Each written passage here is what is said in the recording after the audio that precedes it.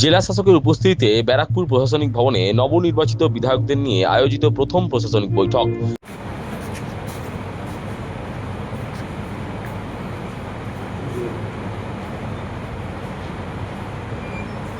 উত্তর চব্বিশ পরগনার ব্যারাকপুর মহকুমা অধীনস্থ নবনির্বাচিত বিধায়কদের নিয়ে শনিবার ব্যারাকপুর প্রশাসনিক ভবনে আয়োজিত হল প্রথম প্রশাসনিক বৈঠক।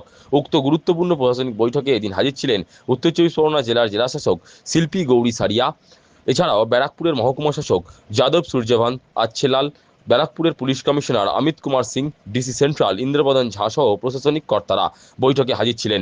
এদিনের প্রশাসনিক বৈঠকে বিধায়করা নিজেদের এলাকার সমস্যা তুলে ধরেন। বৈঠক শেষে সাংবাদিকদের মুখোমুখি হয়ে নোয়াপাড়ার বিধায়ক অর্জুন সিং বলেন, এখানকার আরটিও অফিস ঘুঘুর বাসায় পরিণত। প্রশাসনিক ভবনে দালাল রাজ চলছে, বেআইনি টোটো অটো দৌরাত্ম্য চরমে, বিভিন্ন জায়গায় বৈদ্যুতিক হুকিং চলছে। সমস্যা সংক্রান্ত সমস্ত বিষয় বৈঠকে তুলে ধরা হয়েছে। ওনারা ওনাদের কথা বলেছেন, আমরা আমাদের অসুবিধা বলছি। আরটিওর ঘুর বাসা, এখানে দালাল রাজ, এসডিও অফিসে এসসি এসটি ওবিসি সার্টিফিকেটে, ইকোনমিক্যাল উইকার সেকশন সার্টিফিকেটে দালালি হচ্ছে। এমএলএ এমপিদের যে ফান্ডের টাকা যে কাজ বেরোয় সেখানে ওখান থেকে অফিস থেকে ঠিক করে দেওয়া এ কাজ করবে।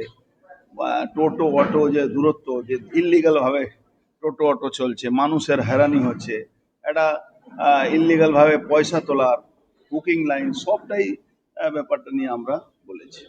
তার দাবি, মমতা সরকারের আমলে জেলগুলো ঘুঘুর বাসায় পরিণত হয়েছে, জেলের মধ্যেই চলছে কল সেন্টার। জেলটা তো একদম ঘুঘুর বাসা। মমতা ব্যানার্জি লোকেরা জেল থেকে ওই কল সেন্টার চালায়, জেলের মধ্যে থেকে। ভাবুন কত সেফ অ্যান্ড সিকিউর জায়গা।